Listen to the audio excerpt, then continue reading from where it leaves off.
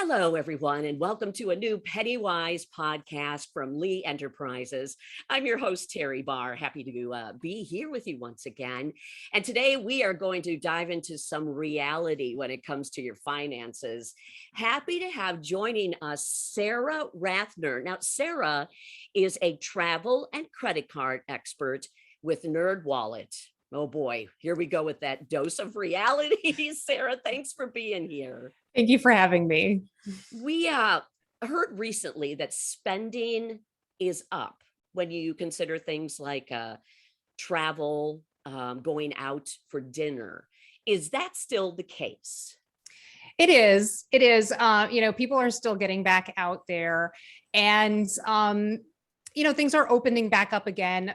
People do have optimism, but maybe not quite as much optimism as they would have had 2 months ago before the Delta variant of the coronavirus started dominating the news, especially with kids back in school now, schools shutting down due to cases. It seems in many ways that we have taken one step forward and 3 steps back. So that is becoming reflected in consumer confidence and consumer spending. Americans are worried about how the Delta variant will progress. They're worried about increased gas prices. They're worried about inflation, and that is affecting the decisions that they're making with their money. Okay, so if everyone is sort of like that and feeling all of that, what do we do? How did we so quickly turn from, woo, we feel great, to now we're worried again? And I'm going to assume it is because of where we are again with COVID and the Delta variant. And maybe are people just sort of shutting down a little bit again? It's just that there's still so much uncertainty, and we've lived under this dark cloud of uncertainty now for what feels like forever, but has been less than 2 years. And it's not ending anytime soon. We don't have a specific end date to look forward to. So yeah, it is something that's going to go on for a while, and it's going to affect us for years, even long after all of this is over. Yeah. Well, you have some really good ideas to kind of, I want to say, keep us on track. If somewhere along the way we got off track and are trying so hard to get back and handling our money again in a proper or maybe a smarter way. One thing you talk about, and I love this, is how do you adjust the spending you may have taken on in the last year? Yeah, you might have returned in many ways to your pre-pandemic spending habits, booking travel, going out to restaurants, going out to live events, feeling pressure to kind of keep up with the Joneses and go to social events with friends. That can cost a lot of money. And the thing is, you might have changed. So those pre-pandemic spending habits might not be in line with who you are today. That is fascinating. So what do you do? What is the next step? I know one thing we often talk about when we're talking about money in these podcasts is, what's your value? What do you value in your life? And maybe that's part of what's changed as well. Yeah, so many money choices are not about math. They're about who you are as a person, who you want to be as a person, and then outside factors too, your family, your friends, your community, any sort of internal or external pressure you feel to be or spend a certain way. And so whenever you are kind of assigning yourself a budgeting exercise and thinking about your spending, it doesn't help to start with a spreadsheet. It helps to start with what's going on in here and in here. And that can change over time. And so you want to, as you evolve as a person, which happens to everybody, you want your spending to evolve so it's in line with what you value. And that way you're putting your money on to the things that are important to you and not wasting money on things that don't really matter. Do you think that's something we've learned in the last year and a half, 2 years as well, that the things we thought mattered at some point really maybe don't matter as much? Oh yeah. I mean, for one thing, who wants to wear real pants anymore? No, but but even things that we took for granted that were just, getting up and commuting to an office, getting on a plane, sending your kids to school, all these things that were routine now they involve so much extra thought, and people are beginning to question, in some cases, their necessity. So as a society, we've had this massive shift in values, and COVID is the kind of global event that's going to change how we think generationally. Yes. There were changes to our society after the 1918 flu pandemic and other epidemics, changes to how homes were designed, changes to how clothing looked. We're going to see shifts in day-to-day routines and products that we don't even know yet. But 20, 30 years down the line, we'll look back and say, oh yeah, when people stopped designing their homes around open floor plans, that started with the pandemic, because everybody was home all the time and drove each other crazy.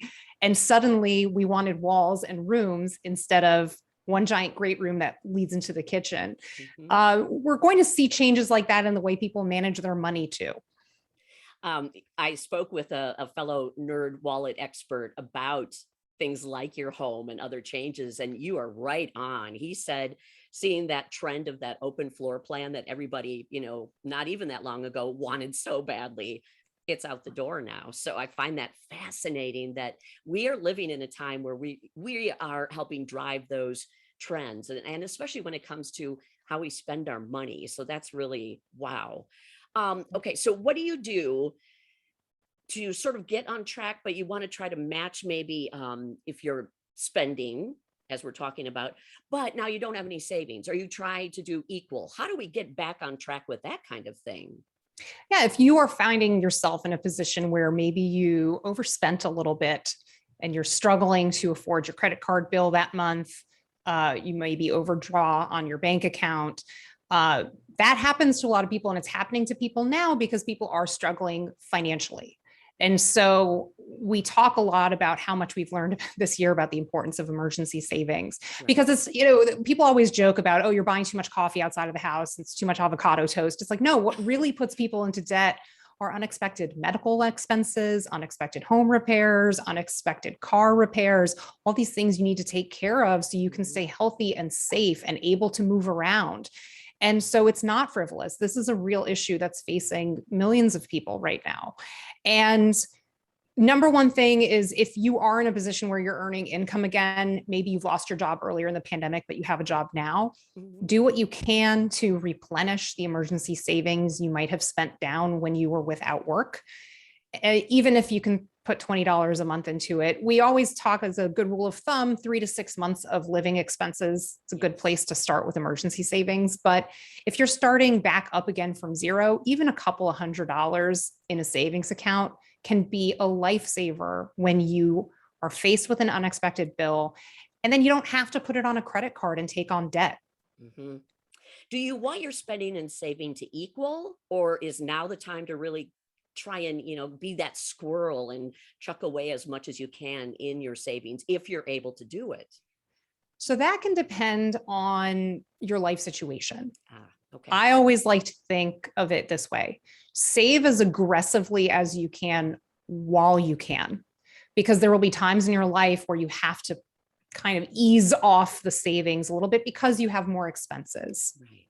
A good example is that when you're young and working and you have stable employment and your life is not particularly complicated, maybe you don't own a home yet, you don't have children yet, that could be a really good time to save aggressively if you want home ownership and children for yourself sometime in the future, because those are two very expensive things. Daycare is like a second mortgage. Yeah. And that might be a time in your life when you have young children in daycare that you can't save as aggressively as you did when you were 25. And so you want to think a little bit ahead and say, is there going to be a time in my life coming up in the next couple of years where I can't set aside 30% of my income? I can't max out my 401k. Yeah, probably. So do it while you can. Okay. That makes sense. I mean, that is a perfect a tip, and sensible too. So thank you. Here's another one that I know we've talked a lot about, and that's that whole idea about talking about money, just like you and I are right now. But this goes a lot deeper, doesn't it? Oh yeah. Talking about money with relative strangers as we are, although now I like to think of us as friends. I do too. But talking about money with close friends and family members can be very difficult. Yes. And these conversations are important to have if you maybe have mismatched budgets and mismatched spending habits, and you're dealing with some sort of shared activity, traveling together, going to a family wedding or other family reunion or other events. It is really difficult to be in a position where your friends want to go out for dinner for lobster and you have a salad budget. Right. And they want to split the bill and you just want to pay for what you ordered, which I'm pretty sure is the plot of an episode of Friends. So these types of issues occur all the time. And really the pandemic has just made those issues more intense because some people struggled financially over the past year and a half, and other people thrived financially. And you might be in a situation where you have to say no to things that you really want to do, but you simply can't afford right now. And then your friends feel rejected by you because you said no. Oh, the emotions. And then you're dealing with hard feelings. And this is where it comes into money being so much about emotions and not about numbers. But it is important to open up in some way with your loved ones about money, because one, it makes it less of a stigma to talk about money, which is important for everyone's sake. Yes. But also, if you are honest with them about what's going on in your life, if you're going through a hard time, they're not going to take your no as personally. If anything, you've brought them now onto your side and they're rooting for you. They know you're going through something difficult and they want you to be okay because they care about you. If they don't know that that's going on in your life and they think that, everything for you is the same as it was before, but now all of a sudden you're avoiding them, you're creating hard feelings. And there's no reason to do that. Yeah. Now, on the other side of the coin, if you are in a good financial situation, you've got a friend who's saying no to stuff, you got to be nice to them. You can't judge them for saying no to things too. Right. Yeah. So if somebody is opening up to you about something that's going on in their financial life, you shouldn't, you can, but you shouldn't be judgmental about it, because that's a really great way to push away people. So honesty is a two-way street. Okay. Life is hard enough right now. So that makes sense as well, just to be honest. These are hard conversations though. Money is really hard to talk about. Yeah. And it's rooted a lot in our self-identity. When a lot of people lose their jobs and so much of your identity is wrapped up in your career. And it's like, well, if I don't have this anymore, then who am I? It's really difficult stuff to deal with. And it's something that millions of people are dealing with at the exact same time right now. Yeah. So at least, I guess, remember, none of us are alone in this, and not to be afraid to say what you need to say. But I love how you also flipped it and said, and be kind if you're the one that's listening.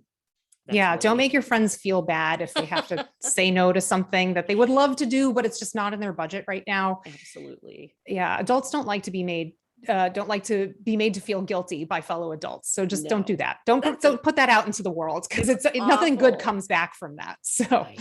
Yeah. So after all of this, how do you really get back on track? What do you do? Yeah. So if you overdid it a bit and you are struggling to afford your bills, that's when you start taking a hard look at where your money is going. And I kind of like the idea of, writing down where your money went, because it's so easy to spend unintentionally. Mm-hmm. You stop at the store, you buy a couple things, you go to the grocery store, you have a list, but then you buy 5 things that aren't on the list. Oh, yes. It's really helpful to know where your money is going. And you could do this activity without judging yourself. So I say don't judge others, but also be good to yourself too, because this is really hard. And find out where your money's going. Look over your last couple of months of credit card statements or bank statements, see where it's going, and look for easy ways to cut expenses. Odds are you're paying for stuff without really thinking about it. Maybe you subscribe to something you don't actually use, like a streaming service or a magazine. That's an easy place to make a cut without really affecting your day-to-day life. Yeah. That's surface level. You could probably clear up some money in your budget just by doing that alone. Then if you really are in dire straits, that's when it's time to cut back even more. and really start finding ways to lower your monthly expenses, especially with variable costs. So fixed costs, your rent is not going to change. Your utilities will shuffle a little bit, but there's some seasonality to that. And you can take steps to lower the bill by a few dollars a month, but that's tough. That can be tough. But then you have to look at things like spending on going out to restaurants or takeout, spending on entertainment, spending on travel, all of the things that are really nice to have, but they're not crucial. Those are usually the first places you can make pretty drastic cuts. Yeah. Does it come back down to, like, bottom line of all of this? I loved talking about values, and it sounds like at the bottom, that's really what all of this is sort of about, or what we're learning this is about. Yeah, because if you're constantly putting money into things that don't make you happy, that don't enhance your life in any way, you're not spending it well for yourself. You're spending it for others. You're spending it on an idea that you think might be cool, but isn't. It's kind of like every day you go out to a restaurant and you hate the meal you have. That's what it's like whenever you spend money on something that doesn't matter to you. It's a disappointing dinner out every day. And you don't have to do that all the time. There are times you spend on things that you would rather not spend money on. Like, your air conditioner breaks and you fix it. That's not ideal, but you need it. Right. But if you're constantly spending money on, you feel pressure to go out, your friends want to go see a concert, you don't really like the band, but you go anyway. Would you have been, maybe you can meet up with them later for a drink and skip the concert, and suddenly you've just saved $50. And you have a better night because you're not standing around at a concert that you don't care about. It's so true. Oh my goodness. Yeah. So we all get dragged along on these plans, and they're not necessarily what's important to you. And it's not just things like concerts. It could be anything that you're spending money on that isn't really serving you that well. You might have a closet full of clothing you never wear and you're still buying new clothing. Maybe shop your closet, see what's in there before you buy anything new. Yeah. Isn't it funny? All these little steps can really add up to hopefully getting anyone who's listening back on track. And that's what this is all about. Yeah, it's about just kind of taking an inventory of what you spend your money on, and what you bring in and what flows out. And hopefully this exercise doesn't take too long, and it's something that you can revisit. It's hopefully relatively painless. Right. It doesn't have to be this difficult homework assignment where you feel like you're pulling your own teeth out. It could just be a matter of looking over a couple of statements and being like, not my best month, I can do better. And, saying no to things in the future so you can say yes to the things you really want. Oh, I love that. What a reassuring voice you are when we're talking about the pain of money at some point, but wonderful, wonderful advice, Sara. Thank you so much. Thank you. Wow, that was terrific. Sara Rathner, again, she's the travel and credit card expert with NerdWallet. So fortunate to have her joining us. A little bit of therapy with the money expert, I would say, definitely. Well, I'm not a therapist, I will say that, but the more you learn about money, the more you realize it has a lot to do with your emotional state. Yes. That's a good thing to think about. Okay. Yeah. Sara, thank you so much. And thanks to all of you for listening to another PennyWise podcast. You can, of course, find any of our podcasts that you would like to listen to. We've got a whole library wherever you like to listen to your podcast. So we hope you'll do that. Thanks again. I'm Teri Barr for the PennyWise podcast and Lee Enterprises. Have a great day. Goodbye.